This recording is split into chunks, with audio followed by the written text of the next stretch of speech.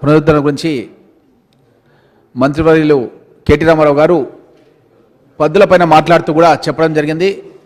ఇది కోనప్పగారి నియోజకవర్గంలో ఉంది. కోనప్పగారు ఎన్నోసార్లు కాలికి బలపం కట్టుకున్నట్టుగా మా దగ్గరికి చాలా ఆర్గనైజేషన్ దగ్గరికి వెళ్ళడానికి అని చెప్పి ప్రయత్నం చేసినారు. దీనిపైన సీరియస్గా పనిచేస్తామన్న మాట కూడా మంత్రి గారు చెప్పడం జరిగింది. అధ్యక్ష, హైదరాబాద్ కన్స్ట్రక్షన్స్ లిమిటెడ్ అని 1938 అంటే మన స్వాతంత్రానికి ముందే ఈ పరిశ్రమ ప్రారంభం కావడం జరిగింది. అధ్యక్ష, 42లో ప్రొడక్షన్ స్టార్ట్ అయింది.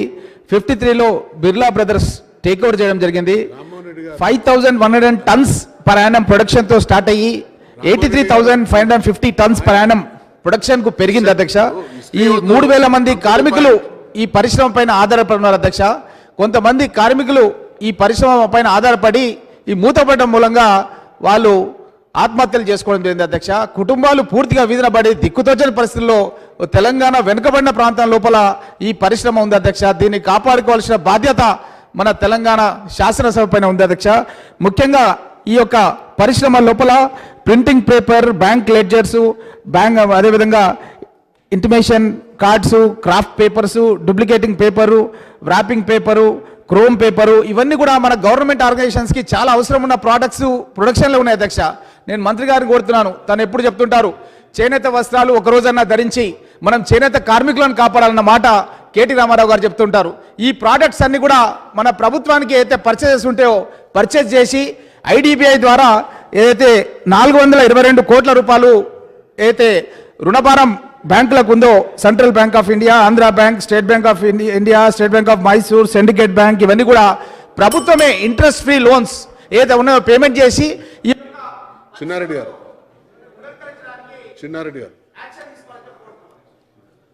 అధ్యక్ష, గౌరవ సహచర శాసనసభ్యులు డాక్టర్ గీతారెడ్డి గారు, రామ్మోహన్ గారు చెప్పిన విషయాలతో ఏకీభవిస్తూ తమ ద్వారా గౌరవ పరిశ్రమల శాఖ మంత్రులకు నా విజ్ఞప్తి, తెలంగాణకే తలమానికమైనటువంటి సిర్పూర్ కాగజ్ నగర్ మిల్లుని తొందరలో తెరిచే ఏర్పాటు చేయమని వారిని కోరుతా ఉన్నాను. నాకన్నా ముందు మాట్లాడిన సభ్యులు చెప్పినట్టుగా నిజాం ప్రభుత్వంలో మొదలైనటువంటి ఈ సిర్పూర్ కాగజ్ నగర్ పేపర్ మిల్లు ఇలా ఊరు పేరు సిర్పూరు, అక్కడ కాగజ్ అంటే కాగితం తయారీ పరిశ్రమ రావడం వల్ల కాగజ్ నగర్ పేరుతో ఊరు వెలిసిందనేటువంటి మాట నేను మనం చేస్తూ ఉన్నాను. దాదాపుగా ఒక 2000 మంది అవుట్ సోర్సింగ్ పైన, ఒక 1650 మంది పర్మనెంట్ కార్మికులు, ఒక 500 మంది ఆఫీస్ స్టాఫ్తో అదొక టౌన్షిప్ డెవలప్ అయిందనేటువంటి మాట కూడా నేను సవినిగా మనం చేస్తున్నాను. అధ్యక్ష, నేనంటే నాతో ఉండే సమాచారం చూస్తూ ఉంటే ఆశ్చర్యం అనిపిస్తుంది. ఈ ఇండస్ట్రీకి చాలా గొప్ప గొప్ప అవార్డ్స్ వచ్చినాయి. గౌరవ మంత్రివర్యులకు తెలియదని కాదు, కానీ సభ్యులు కూడా తెలవాలనే ఉద్దేశంతో తమ ద్వారా చెప్పే ప్రయత్నం చేస్తూ ఉన్నాను. Sirpur Paper Mills got first prize in National Energy Conservation Award for the year 2013. Sirpur Paper Mills got first prize in National Energy Conservation Award for the year 2012. Sirpur Paper Mills got award for the best environment practices. Confederation of Indian Industry, popularly known as CII, has conducted a competition for the CII Environmental Best Practices Award for the year 2012. Sirpur Paper Mills gets award for the best management from the sir. అంటే ఇంత గొప్ప industry ఇంత గొప్ప industry మూతపడడానికి కారణాలను ఒకసారి శోధించాల్సిన అవసరం ఉందనేటువంటి మాట కూడా తమ ద్వారా గౌరవ మంత్రివర్యులు నేను మనవి చేస్తున్నాను. అధ్యక్ష, అంటే ఆ రోజు నిజాం ప్రభువే ఈ హైదరాబాద్ రాష్ట్రానికి అవసరమయ్యే పేపర్ను చేయడానికి ఏర్పాటు చేసినటువంటి ఈ పేపర్ మిల్లు ఒక దాదాపుగా 5000 మంది కార్మికులకు ప్రత్యక్షంగా, దాదాపుగా కొన్ని వేల మందికి పరోక్షంగా ఉపయోగపడుతున్నటువంటి పేపర్ మిల్ని కేవలం మోడర్నైజేషన్ పేరుతో 300 కోట్ల అప్పు తీసుకుంటే మోడర్నైజేషన్ ఎటుపోయిందో కానీ దానిపైన పెరిగినటువంటి వడ్డీలు పెరిగి 422 కోట్లకు ఈరోజు అప్పులు పెరిగిపోయినాయి. దాన్ని వేలం వేయడానికి ఈ సంవత్సరం ఫిబ్రవరి 16వ తేదీ నాడు వారు డేట్ కూడా నిర్ణయం చేస్తే ఎవరు ముందుకు రాలేదనే మాట వింటా ఉన్నాం. అదే కాకుండా మన హోంశాఖ మంత్రి నాయని నరసింహారెడ్డి గారు లేబర్ లీడర్గా యూనియన్ తరఫున వారు ఎలక్ట్ అయిన తర్వాత కూడా ఇవాళ రూలింగ్ పార్టీలో వారు మంత్రిగా ఉండి దాన్ని ఓపెన్ చేయించకపోతే కూడా మనకు అవమానం అనేటువంటి మాట కూడా నేను తమ ద్వారా మనవి చేస్తున్నాను. అందుకని దయచేసి సాధ్యమైనంత తొందరగా ఇది బెస్ట్ మేనేజ్మెంట్ అవార్డు కూడా రావడం జరిగింది. మళ్ళీ ఇలాంటి ఫ్యాక్టరీ ఎక్కడ తప్పు జరిగిందో దయచేసి తమరు ఒకసారి ఆలోచన చేసి దీన్ని తెరిపించడానికి మీరు ప్రయత్నం చేయాలి. అదే మాదిరి చిన్నయ్య గారు. అధ్యక్ష ధన్యవాదాలు అధ్యక్ష. తర్వాత ఇస్తాను. ఉమ్మడి జిల్లాలో ఆదిలాబాద్ జిల్లాలో ప్రతిష్టాత్మకమైనటువంటి సిర్పూర్ పేపర్ మిల్ ఏదైతే ఉన్నదో మూతపడ్డ తర్వాత అధ్యక్ష అక్కడ ఉన్నటువంటి శాసనసభ్యులు కోనేరు కోనప్ప గారు ఎక్కని కొండలేదు అధ్యక్ష, మొక్కని బండలేదు. ఆయన ఎమ్మెల్యే అయినప్పటి నుంచి మరి కాలికి బట్ట కట్టకుండా అధ్యక్ష మరి మధ్యాహ్నం భోజనం కూడా చేయకుండా మరి ఎన్నోసార్లు పలుమార్లు మన ముఖ్యమంత్రి గారిని అట్లాగే పరిశ్రమ శాఖ మంత్రి గారు కేటీఆర్ గారిని కలిసి మరి కార్మికులు చీకటిలో మగ్గుతున్నటువంటి కార్మికుల జీవితాలు బాగుపడాలని మరి ఎన్నో ప్రయత్నాలు చేస్తున్న సందర్భంలో అధ్యక్ష మరి అక్కడ శాసనసభ్యులు మరి జిల్లాకు చెందినటువంటి మంత్రులు ఏదైతే ఉన్నో జోగు రామన్న గారు, ఇంద్రకరణ్ రెడ్డి గారు, మరి కేటీఆర్ గారు పలుమార్లు సుమారుగా ఒక 10 సార్లు మరి బ్యాంకు అధికారులతోని మరి పరిశ్రమల సిఓలతోని చాలామందితోని మీటింగ్లు పెట్టుకోవడం జరిగింది అధ్యక్ష. మరి ఏదైతే ఆ ప్రయత్నం ముఖ్యమంత్రి గారు కూడా మరి చాలాసార్లు మా జిల్లా మంత్రులతో మా ఎమ్మెల్యేలతో కూడా చెప్పడం జరిగింది అధ్యక్ష. తప్పకుండా మరి ఆ మూతపడ్డటువంటి సిర్పూర్ పేపర్ మిల్లును మరి తెరవడానికి శతవిధాల ప్రయత్నం చేస్తున్నారు. మా కేటీఆర్ గారు అయితే 4 సార్లు ఢిల్లీ వెళ్ళి ఢిల్లీలో ఉన్నటువంటి మరి ప్రతినిధులతో కూడా మాట్లాడి మరి దాన్ని తెరిపించడానికి అక్కడ ఉన్నటువంటి కార్మికుల జీవితాలు బాగుపడడానికి మరి ప్రయత్నం చేస్తున్నారు అధ్యక్ష. తప్పకుండా ఆ దిశగా ఈ ప్రభుత్వం తెలంగాణ రాష్ట్ర ప్రభుత్వం ప్రయత్నం చేస్తున్నది. మేము ఆశ పడుతున్నాం అధ్యక్ష. మేము తప్పకుండా ఆ పేపర్ మిల్లును మా మంత్రివర్యులు మా ముఖ్యమంత్రి గారు తప్పకుండా మళ్ళీ మొదలయ్యేటట్టు ప్రయత్నం చేస్తారని చెప్పేసి తెరుస్తారని చెప్పేసి మేము ఆశపడుతున్నాం అధ్యక్ష. లక్ష్మి గారు. అధ్యక్ష, ఈ అవకాశం ఇచ్చినందుకు ధన్యవాదాలు అధ్యక్ష. మా కుమ్రంభీము జిల్లాలో ఏదైతే మన సిర్పూర్ కార్నర్ పేపర్ మిల్ నిజంగా అధ్యక్ష అక్కడ దాదాపు 3000 మంది కార్మికులు ఉన్నారు అధ్యక్ష. వాళ్ళు ఇవాళ చాలా దయనీయ పరిస్థితిలో వాళ్ళు ఇవాళ కూలీనాలి పని చేసుకొని బతుకుతున్నారు అధ్యక్ష. కానీ మన ముఖ్యమంత్రి గారు, మన డిప్యూటీ సీఎం గారు, తర్వాత మన గౌరవనీయులు మన కేటీఆర్ గారు, మా జిల్లా మంత్రులు, అక్కడ ఉన్నటువంటి స్థానిక శాసనసభ్యులు కోనేరు కోనప్ప గారు నిజంగా చాలా వాళ్ళు ప్రయత్నం చేస్తున్నారు సిర్పూర్ పేపర్ మిల్ని ఓపెన్ చేయడానికి. ఎందుకంటే అధ్యక్ష అక్కడ ఉన్నటువంటి ఆ యజమాని ఎవరైతే ఉన్నారో పేపర్ మిల్ యజమాని గత ప్రభుత్వాలు ఉన్నప్పుడు ఆయన 3-4 సంవత్సరాల నుంచి చెప్తున్నాడు, నాకు సహకరించండి ప్రభుత్వాలు, సహకరిస్తే నేను కొనసాగిస్తా అని చెప్పంగా కూడా గతంలో ఉన్నటువంటి ప్రభుత్వాలు సహకరించకపోవడంలో ఈ పరిస్థితి వచ్చిందని నేను మా మంత్రివర్లని నేను కోరుతున్నాను అధ్యక్ష. కాబట్టి మరి గతంలో ఉన్నటువంటి ప్రభుత్వాలు చేయబట్టే ఈరోజు ఆ పేపర్ మిల్లు ఆయన యజమాని మూసేయడం జరిగింది అధ్యక్ష. కాబట్టి ఏదైతే మన పరిశ్రమల శాఖ మంత్రివర్యులు తప్పకుండా దీని మీద చర్య తీసుకొని మరి ఆ పేపర్ మిల్లుని తెరిపిస్తారని నేను కోరుతున్నాను అధ్యక్ష. అధ్యక్ష, ఉత్తర తెలంగాణ రాష్ట్రానికే తలమానికమైనటువంటి ఈ సిర్పూర్ పేపర్ మిల్లు ఇప్పుడే మిత్రుడు చిన్నారెడ్డి గారు మాట్లాడినట్టు 2012-13 వరకు ఏదైతుందో మరి అవార్డులు పొందినటువంటి ఒక పరిశ్రమ అధ్యక్ష. మరి 2014 వచ్చే వరకల్లా మూతపడటం ఏదైతుందో ఇదొక విధంగా యాజమాన్యం కుట్రగా భావించాల్సి వస్తుంది అధ్యక్ష అని చెప్పంటున్నాను. ఇది యాజమాన్యం నిర్లక్ష్యం అని పేర్కొన్న దానికంటే యాజమాన్యం కుట్రగా ఈ పేపర్ మిల్ మూతపడ్డట్టయితే దానిపై చేసినటువంటి ఒక అప్పులు ఏ విధంగా రాబట్టుకొని అందులోకి వెళ్ళి వైదొలగాలనేటువంటి ఒక ఆలోచనతో చేసినట్టుగా భావించాల్సి వస్తుంది. సరే, కారణం ఏదైనా పర్యవసానం ఇవాళ కార్మికులు రోడ్డున పడ్డారు అధ్యక్ష. దాదాపు 2 సంవత్సరాల కాలం గడుస్తుంది. ఈ 2 సంవత్సరాల కాలంలో దాదాపు 10-11 మంది మీరు ఆత్మహత్యలే కానివ్వండి వివిధ రుగ్మతలతోని చనిపోవడం కూడా జరిగింది. నేను గౌరవ మంత్రి గారిని ఏదైతుందో వారు ప్రభుత్వ పరంగా దీన్ని రివైవ్ చేయడానికి ప్రయత్నం చేస్తున్న అధ్యక్ష. మీరు ఐడిబై మార్గదర్శకాలకు అనుగుణంగా రివైవ్ చేయడానికి ప్రయత్నం చేస్తుండ్రు. It may take little more time also. ఈ మధ్యకాలం లోపల ఏదైతుందో తాత్కాలికంగా ఈ కార్మికులకు ఇందులో పనిచేస్తున్నట్టు గతంలో అంటే పనిచేస్తున్న కార్మికులకు ప్రత్యామ్నాయ ఉపాధి కల్పించడానికి till revival of the factory ఇందులో పనిచేసేటటువంటి కార్మికులు ప్రత్యామ్నాయంగా ఉపాధి కల్పించడానికి కొరకు మీరు జిల్లా కలెక్టర్ గారికి ఆదేశాలు జారీ చేసి ఏ విధంగానైనా కానీ వారికి మన ఉపాధి కల్పించడం ప్రధానం.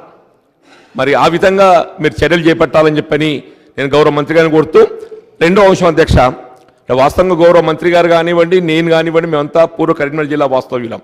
ఇవాళ ఏదైతుందో జిల్లాల పేరు మీద మేము జగిత్యాల జిల్లా వారు సిరిసిల్ల జిల్లా అయినప్పటికీ అందరం కరీంనగర్ జిల్లా వాస్తవ్యులు భావిస్తాం. పూర్వ కరీంనగర్ జిల్లాలో ఉన్నటువంటి ఏకైక ఫ్యాక్టరీ నిజాం షుగర్ ఫ్యాక్టరీ అధ్యక్ష. దాని రివైవల్ గురించి కూడా రివైవల్ డస్ మీన్ దాన్ని మూతపడ్డటువంటి ఒక ఫ్యాక్టరీ నేను పాజిటివ్ సజెషన్ అధ్యక్ష. మూతపడ్డ ఒక ఫ్యాక్టరీని తెరిపించడానికి గౌరవ ముఖ్యమంత్రి గారు ఏదైతుందో పోయిన సమావేశంలో అవసరం వస్తే అఖిలపక్ష కమిటీని వేసి దాన్ని రైతుల ద్వారా నడిపించడమా లేక ఏ విధంగా నడిపించాలని పరిశీలిస్తామని చెప్పి పేర్కొన్నారు అధ్యక్ష. మరి ఇంతవరకు ఏదైతుందో అఖిలపక్ష కమిటీ వేయడం జరగలేదు. మీరు అఖిలపక్ష కమిటీ వేసి మనకి ఇవాళ ఏంటంటే ఇప్పుడు మూతపడి సంవత్సరం దాటిపోయింది. ఈ సంవత్సర కాలం లోపల మొత్తం మిషన్ అంతా తుప్పు పెట్టిపోతుంది అధ్యక్ష అని చెప్పి అంటున్నాను. అందులో పనిచేస్తున్న కార్మికుల ఉపాధి కోల్పోవడం కాక ఇవాళ లక్షలాది మరి ఎకరాల సాగు చేసుకునే అవకాశం ఉన్నటువంటి ఒక రైతు మరి ఒక విధంగా ఇబ్బందులు ఎదుర్కొంటున్నారు. మీరు చెప్తా అధ్యక్ష, సిర్పూర్ పేపర్ మిల్లు గౌరవ శాసనసభ్యులందరి ఆవేదనతో ఏకీభవిస్తూనే సిర్పూర్ పేపర్ మిల్ విషయం ఒక్కసారి తమరి ద్వారా గౌరవ సభ దృష్టికి కూడా తీసుకురావాల్సిన బాధ్యత నా మీద ఉంది అధ్యక్ష. సిర్పూర్ పేపర్ మిల్లు ఇది హైదరాబాద్ సంస్థానంగా ఉన్న సమయంలో ఏర్పడ్డ మిల్లు అధ్యక్ష. తదనంతరం దాదాపు దశాబ్దాల పాటు లాభాల్లో నడిచింది. గౌరవనీయులు చిన్నారెడ్డి గారు, చెన్నయ్య గారు చెప్పినట్టుగా మనకు చాలా అవార్డులు కూడా ఈ సంస్థ దక్కించుకుంది అధ్యక్ష. అయితే ఎక్కడ ప్రాబ్లం మొదలైందంటే అధ్యక్ష, చాలా కాలం బిర్లాస్ నడిపినారు అధ్యక్ష. ఈ సంస్థని బిర్లా అనే యాజమాన్యం వారు నడిపినారు. తదనంతరం బిర్లాస్కి ఈ పోద్దార్స్ అనే గ్రూప్తో వారికి ఏదో బంధుత్వం ఏర్పడ్డ తర్వాత వివాహపరంగా వారు ఈ పోద్దార్స్కి యాజమాన్యాన్ని ట్రాన్స్ఫర్ చేసినారు అధ్యక్ష. రంజన్ కుమార్ పోద్దార్ అండ్ దేబాశిష్ పోద్దార్ అనే వ్యక్తులకి ఈ యాజమాన్యాన్ని ట్రాన్స్ఫర్ చేయడం జరిగింది. ఎప్పుడైతే ఈ పోద్దార్స్ తీసుకున్నారో బిర్లాస్ నుంచి, అప్పటి నుంచి సమస్య ప్రారంభమైంది అధ్యక్ష.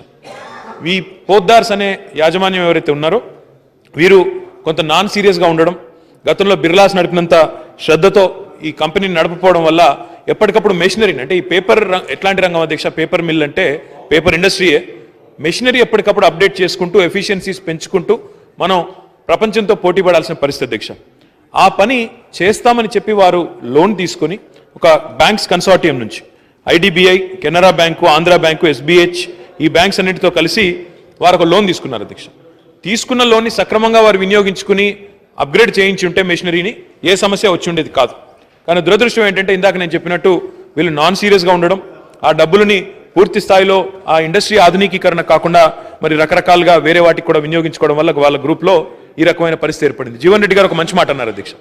జీవన్ రెడ్డి గారు అన్న మాట ఏమంటే, ప్రభుత్వం ప్రయత్నం చేస్తూ ఉంది, నేను కాదనడం లేదు, కొంత సమయం పట్టొచ్చు, కాదనడం లేదు, కానీ ఈ యాజమాన్యం చేసిన పనిని మాత్రం ఖచ్చితంగా ఒక రకంగా కుట్రగానే చూడాలి దీన్ని అన్నారు అధ్యక్ష. వీ ఆల్సో బిలీవ్ దట్ వీళ్ళు నిజంగా కూడా ఈ యాజమాన్యం నాన్ సీరియస్గా ఉండడం, ఉద్దేశపూర్వకంగా అవసరమైతే కొత్త రాష్ట్రం ఏర్పడ్డ ధర్మిలా కొంత ప్రభుత్వాన్ని ఆర్మ్ ట్విస్ట్ చేసి ఇంకా కొన్ని అదనపు రాయితీలు తీసుకోవాలనే ఒక ఆలోచన కూడా, ఒక హిడెన్ ఎజెండా కూడా వారికి ఉన్నట్టుగా మాకు అనిపించింది అధ్యక్ష. ఎందుకంటే వారు ఒక విషయం మీకు చెప్పాలి అధ్యక్ష, ఈ రాష్ట్రం ఏర్పడ్డది, ఈ ప్రభుత్వం వచ్చింది జూన్ 2, 2014 నాడు. సరిగ్గా సగం సంవత్సరం జూన్లో గడిచిపోయిన తర్వాత మనం అధికారంలోకి వచ్చినాం అధ్యక్ష.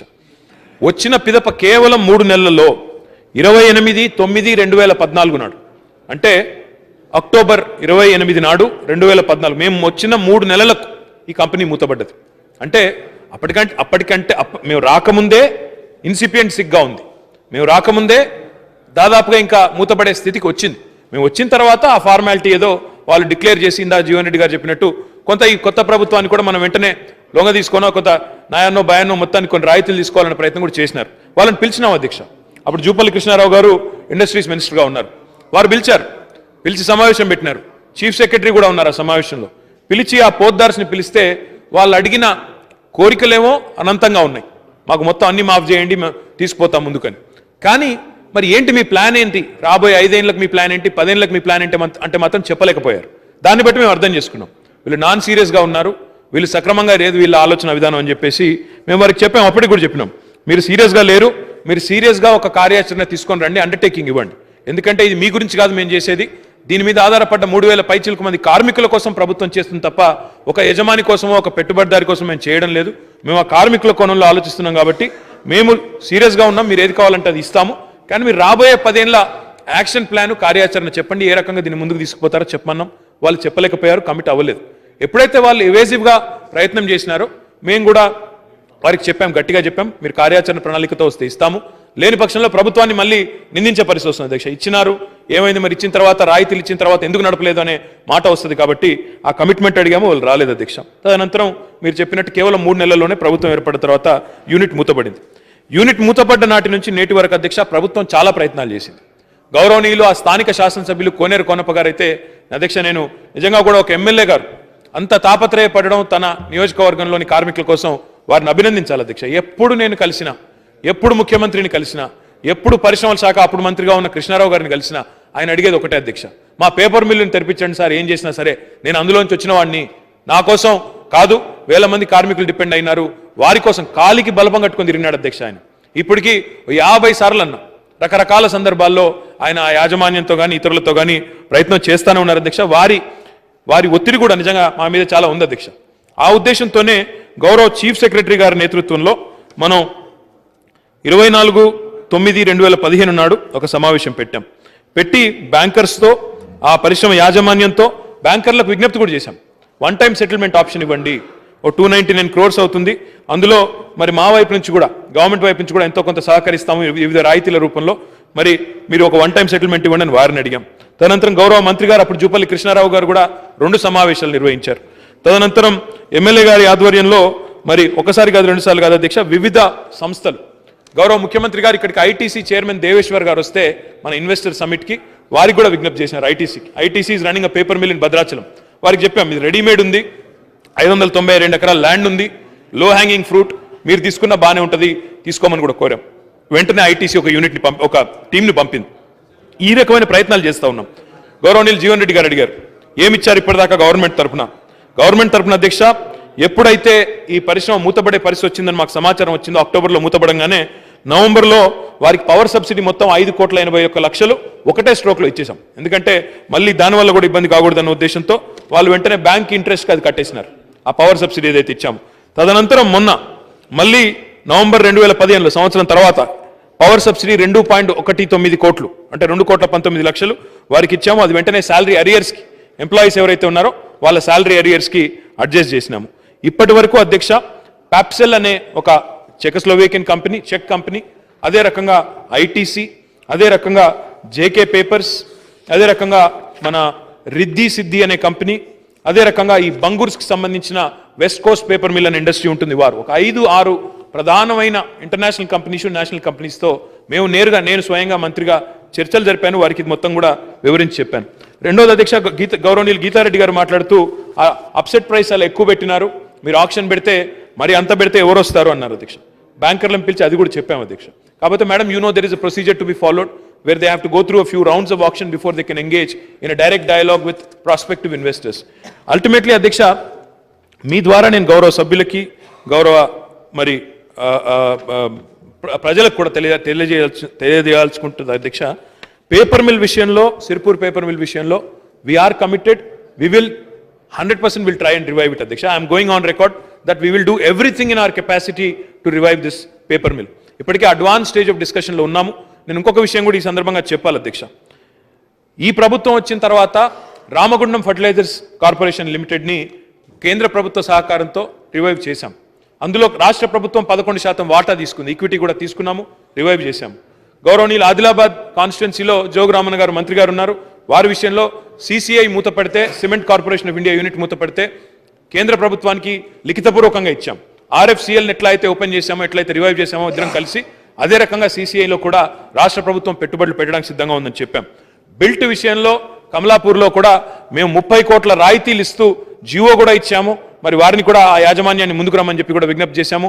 అక్కడ కూడా ఇంకా కొంత ప్రతిష్టమన ఉంది అధ్యక్ష. ఈ రకంగా పేపర్ మిల్ విషయంలో గౌరవనీయులు గీతారెడ్డి గారు మాట్లాడుతూ ఆ ఫారెస్ట్ బ్లాక్ని కూడా మీరు వారికి, ఎందుకంటే ముడి సరుకు చాలా ముఖ్యం కాబట్టి ఫారెస్ట్ బ్లాకు, ఆ యూకలిప్టస్ ట్రీస్, ఏదైతే వుడ్ పల్ప్ ఉంటుందో అది కావాలి అన్నారు. 7,000 హెక్టార్లలో ఆదిలాబాద్ జిల్లాలోనే వారికి ఆ బ్లాక్ కూడా ఇవ్వడానికి ఫారెస్ట్ మినిస్టర్ నేను కలిసి కూడా చెప్పాము అధ్యక్ష. ఇద్దరం మేము కాంట్రాక్ట్ మ్యానుఫ్యాక్చరింగ్ చేసి వుడ్ పల్ప్ కూడా మీకు రెడీగా ఇస్తాము, వాటర్ సప్లై ఇస్తాము, పవర్ సబ్సిడీ ఇస్తాము. కొత్తగా ఒక పరిశ్రమ పెడితే ఏ రాయితీలు అయితే టీ ఐడియా ద్వారా ఇస్తున్నామో, TS ఐపాస్ ద్వారా ఇస్తున్నామో ప్రతి ఒక్కటి కూడా మీకు ఇస్తామని చెప్పేసి ఇంద్రకరణ్ రెడ్డి గారు, నేను, జోగురామన్ గారు సమావేశం పెట్టి మరి చెప్పినాం అధ్యక్ష. RFCL, CCI, బిల్ట్ అన్నింటి విషయంలో, పేపర్ మిల్ విషయంలో ఎలాగైతే ముందుకు పోతున్నామో ఇందులో కూడా అట్లే పోతాం అధ్యక్ష. అదే రకంగా అధ్యక్ష గౌరవనీయులు జీవన్ రెడ్డి గారు మరి ప్రశ్నతో సంబంధం లేకపోయినప్పటికీ వారు నిజాం షుగర్స్ విషయం ప్రస్తావించారు. గౌరవ ముఖ్యమంత్రి గారు పోయిన సమావేశాల్లోనే చాలా స్పష్టంగా చెప్పారు. మళ్ళీ కూడా నేను పునరుద్ఘాటిస్తా ఉన్నాను అధ్యక్ష. నిజాం షుగర్స్ విషయంలో గౌరవ ముఖ్యమంత్రి గారు పోయిన సమావేశంలో చెప్పింది, రైతులు గనక సహకార సంఘంగా ఏర్పడి కోఆపరేటివ్ పద్ధతిలో ముందుకు వచ్చినట్టయితే దానికి జీవన్ రెడ్డి గారిని చైర్మన్గా పెట్టినైనా సరే మేము రివైవ్ చేసే దానికి సిద్ధంగా ఉన్నామని చెప్పాము. We are committed sir.